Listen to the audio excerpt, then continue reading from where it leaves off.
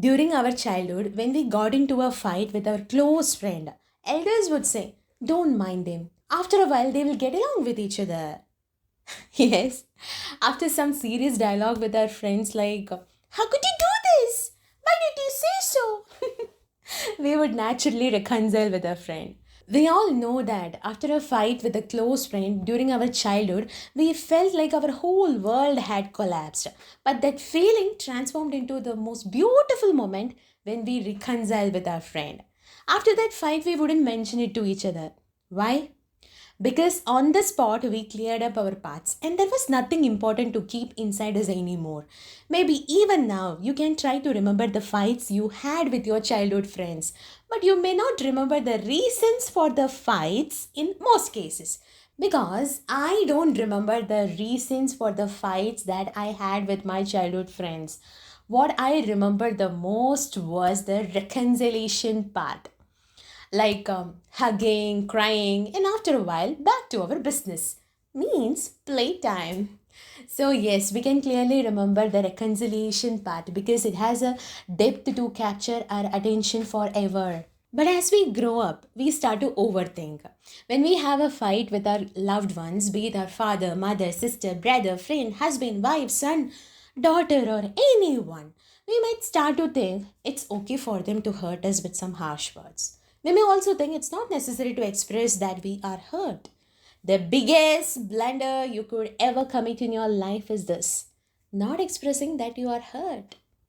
We may think, of course, we can forgive and forget about that, but telling our loved ones that we are hurt because of their words or even actions, or even staying upset with them for at least half an hour, is the beauty of that relationship. Don't you agree, friend? Just imagine, friend, after a fight with your father, mother, sibling, or a friend, and once when they try to initiate a talk or try to comfort you or try very hard to reconcile back with you, or once when you try to do all this to them, it shows how much care and affection you have for each other.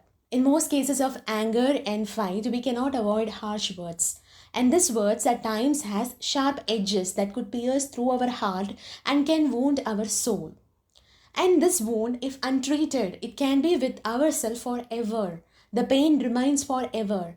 So, this wound needs a treatment of love and affection. A beautiful reconciliation with our loved ones can soothe this pain forever. And that is why we always remember that after feeling of reconciliation, because we feel so happy and our soul feels a peacefulness. That is the beauty of us expressing our emotions. See, friend, if we cannot express that we are hurt or even stay upset with our loved ones for a short time at least, then it clearly shows that there is a boundary between us and that person. So we may feel we don't want to cross that boundary, and maybe the other person would not have realized that their behavior has already built the strongest boundary. You may think that the other person one day would come out of that boundary and try to understand you, and then you can communicate with them, and they would try to make you more comfortable with them. Yes, you may think like that. But what if that day never comes? What if they never ever try to realize about this existing boundary and invisible boundary between you and them? Of course, life always has a way to deal with each and every one of us. If we are not going to initiate a thing, life is going to do that for us. Do you have a doubt here, friend? Well, why I'm telling like this is as your feelings of hurt are piling up inside you without your knowledge. You may think that you have forgiven them. Of course, you could have. But the pain is still waiting inside you to show up one day.